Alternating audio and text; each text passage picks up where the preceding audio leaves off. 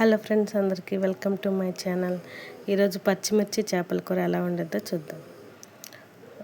చేపలు నీట్గా కడుక్కొని ఉప్పు, కారం, పసుపు 3 వేసి బాగా కలుపుకొని ఒక హాఫ్ అన్ అవర్ పాటు ఇలా నానబెట్టుకొని మ్యారినేట్ చేసుకొని రుచికి సరిపడా కారం, పచ్చిమిర్చితోనే వస్తుందండి, పచ్చిమిర్చి ఎక్కువ తీసుకోండి.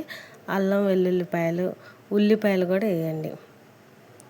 మొత్తం మిక్సీ పట్టుకున్నాక మనకు సరిపడినంత ఆయిల్ని వేడి చేసుకొని మనం మిక్సీ పట్టుకున్న మిశ్రమాన్ని మొత్తాన్ని ఇలా వేడి ఆయిల్లో వేసుకొని వేయించుకోవాలి. కొద్దిగా వేసుకొని వేయించుకోవాలి. మనకు కావాల్సిన గ్రేవీ మొత్తం ఈ మసాలా వల్లే వస్తుందండి. ఈ మసాలా పేస్ట్ మొత్తాన్ని కూడా చాలా నీట్గా వేయించుకోవాలి. ఇంకా వేరే కాడ ఆనియన్స్ కోసి వేయడం కానీ, కట్ చేసిన ఆనియన్స్ అలాంటివి ఏమి వేయమండి మనం. ఓన్లీ దీనివల్లే మనకి గ్రేవీ అనేది వస్తుంది. ఇవంతా నీట్గా వేగిన తర్వాత మొత్తం వేగాలి.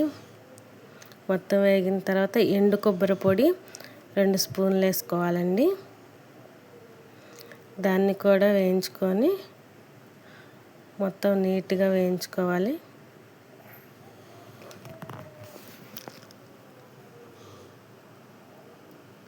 ఇదంతా వేగిపోవాలండి. బాగా మనకి గోల్డ్ కలర్లో వస్తుంది కదా, అది ఇట్లా గోల్డ్ కలర్లో రావాలి. అంచులు అంటకుండా చూసుకోవాలి. మళ్ళీ మసాలా చేదు వస్తుంది అంచులు అంటుకుంటే కనుక. ఇప్పుడు మనం మ్యారినేట్ చేసుకున్న ఫిష్ ముక్కల్ని ఒక్కొక్కటిగా ఆ మసాలాలో వేసి వేయించుకోవాలి. కొద్దిగా కరివేపాకు కూడా వేసుకోవాలండి. మొత్తం మనకు కావాల్సిన ముక్కలు మొత్తం కూడా మసాలా పట్టేలాగా అడ్జస్ట్ చేసుకుంటూ వేసుకోవాలి. ఫిష్ మొత్తం అడ్జస్ట్ చేసుకుంటూ వేసుకోవాలి. మొత్తం మసాలా అటు ఇటు పట్టేలాగా మార్చుకుంటూ ఉండాలండి. ముక్కని స్టవ్ ఎప్పుడు మీడియం ఫ్లేమ్లోనే ఉంచుకోవాలి. ఇదిగోండి మగ్గిపోయింది. కొంచెం అప్పుడప్పుడు మధ్యలో చూసుకుంటూ ఉండాలి. ఇంకా కొంచెం వేగాలండి.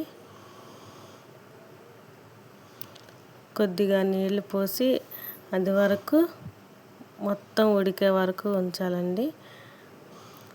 ఆ నీరు కొంచెం ఇంకిపోయి మనం వేసుకున్న ఎండు కొబ్బరి మసాలా పొడితో మొత్తం బాగా గ్రేవీలాగా తయారవుతుంది.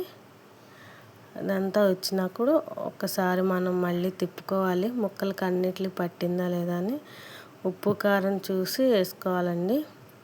మోస్ట్లీ పట్టదు. మనకి మ్యారినేట్ చేసేటప్పుడు ఎంతైతే ఉప్పు కారం వేస్తామో అలాగే ఉంటుంది. ఉప్పు చూసుకుంటే సరిపోతుంది, ఎందుకంటే మనం పచ్చిమిర్చి బాగా వేసాం కాబట్టి.